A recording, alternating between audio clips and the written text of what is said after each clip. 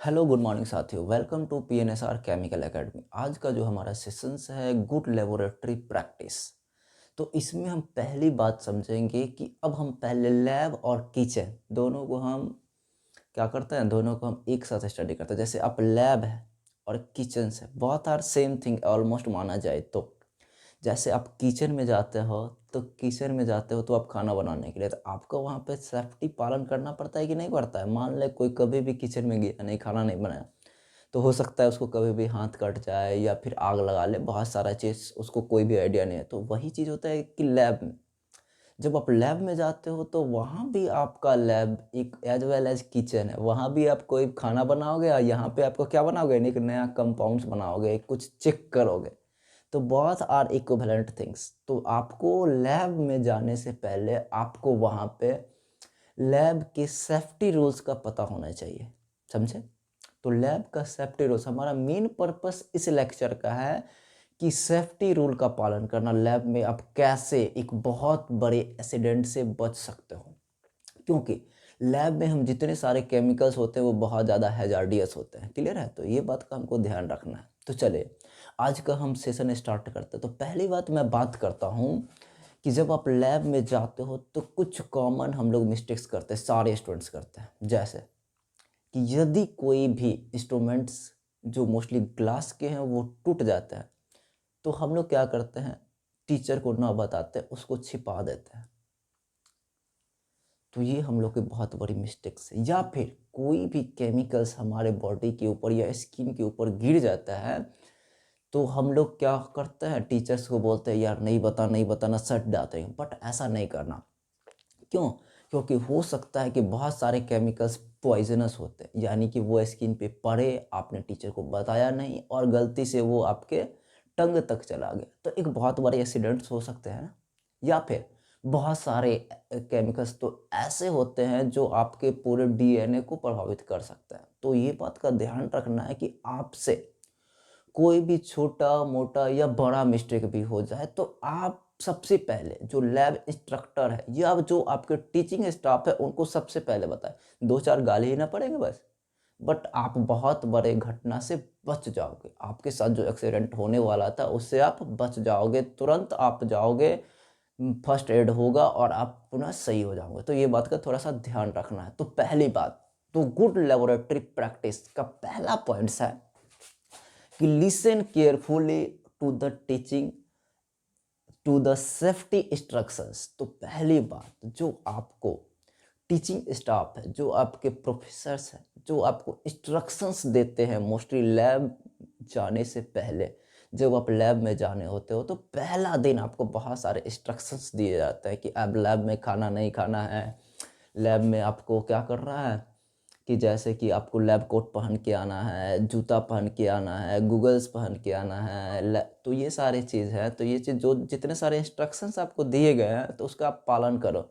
अब नहीं करोगे तो भाई एक बहुत बड़े एक्सीडेंट्स हो जाएंगे। और आप जो गलती करोगे, ऐसा नहीं है कि आप जो गलती करोगे इससे आप ही प्रभावित होगे। हो सकता है कि आपने जो मिस्टेक किया वो अदर स्टूडेंट्स को भी हार्म पहुंचा सकते हैं। तो इसीलिए ये चीज़ बहुत ज़रूरी है कि लैब में आप सेफ्टी का पालन करो, पहली बात। तो सबसे पहला चीज़, जो आपके इंस्ट्रक्टर है या फिर प्रोफेसर है, वो जो आपको इंस्ट्रक्शंस देते हैं तो उनको तो पहली बात सुनो। जब तक आप सुनोगे नहीं तो पालन कैसे करोगे। तो पहली बात उसको सुनो अच्छी तरह।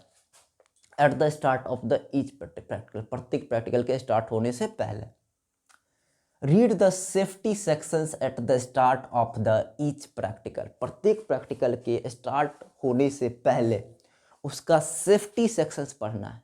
सेफ्टी सेक्शंस पढ़ना, या फिर आप जितने सारे लैब में जो आप क्या यूज करोगे, केमिकल्स यूज करोगे, तो उसका एट फर्स्ट MSDS निकाल लो। क्या निकालो?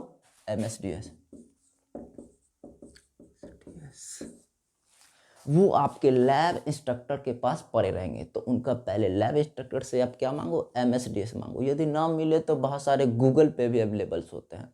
अब वहाँ से MSDS निकालो। MSDS का मतलब होता है material safety data sheet. MSDS मतलब मटेरियल सेफ्टी डाटा सीट्स। उसमें उस मटेरियल्स के बारे में सारा इंफॉर्मेशन होता है कि वो कितने हैजार्डियस हैं, किस प्रकार के हैजार्डियस हैं, पॉइजनस हैं या फिर फायर सेंसिटिव्स हैं। तो ये सारे चीज़ आपको पता होंगे MSDS से। क्लियर है? तो सारे केमिकल्स का आपको क्या करना है, MSDS निकालना है, और निकाल के रखना नहीं है, उसको अच्छी तरह पढ़ना है। और पढ़ के भी ये नहीं कि पढ़ के भी उसको अप्लाई करना है। यदि आपको बोला जाए कि इस केमिकल्स के लिए गूगल्स जरूरी है कि आप गूगल से लगा के ही इस केमिकल से काम करो, तो वो चीज़ करना है। ग्लव्स लगा के ही किस केमिकल से यूज़ करना, तो वो चीज़ आपको करना पड़ेगा। क्लियर है? तो ये बात थोड़ा सा ध्यान में रखना है। क्लियर है? मेक श्योर यू वेयर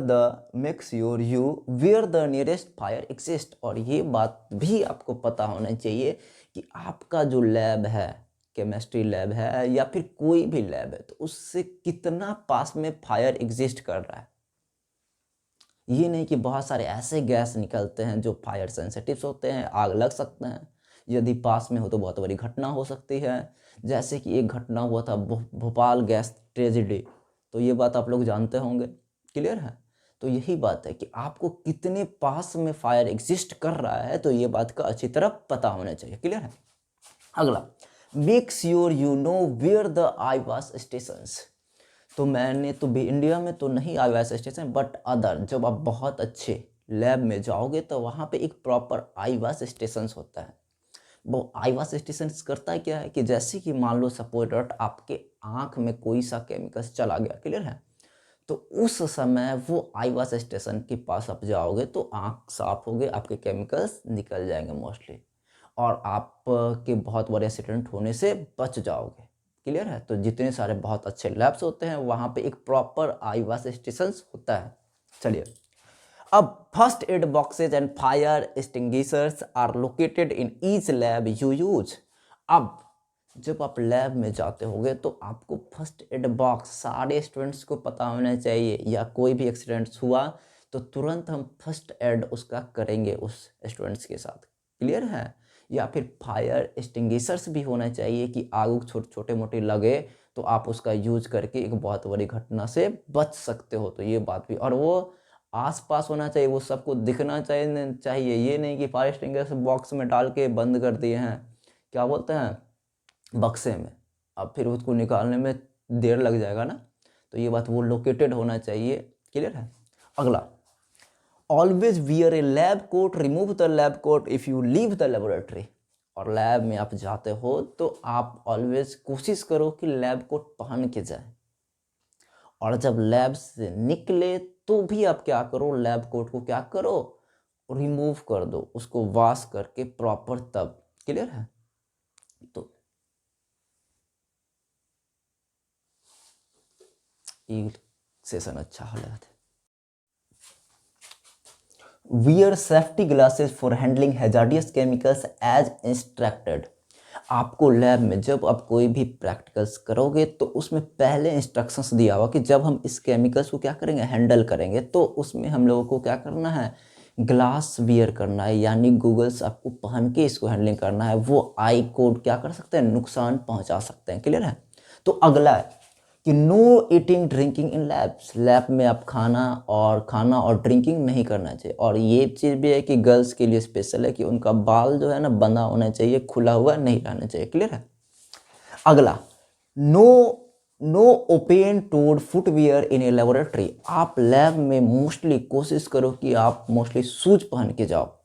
कभी भी आप ओपन टोड वाले मतलब स्लीपर्स पहन के या सैंडल्स पहन के आप लैब में नहीं जाना चाहिए। वो आपके, यदि कोई केमिकल्स आप लैब में वर्क करो, वो केमिकल्स आपके पैर पे गिर सकते हैं, तो वो क्या कर सकते हैं, आपके स्किन को नुकसान पहुंचा सकते हैं, या फिर कोई नुकीला चीज़ गिर गया तो भी नुकसान हो सकता है। तो ये बात का पालन करना है। क्लियर है? अगला, नो माउथ पीपेटिंग, यूज ऑटोमेटिक पीपेट्स और पीपेटिंग डिवाइस।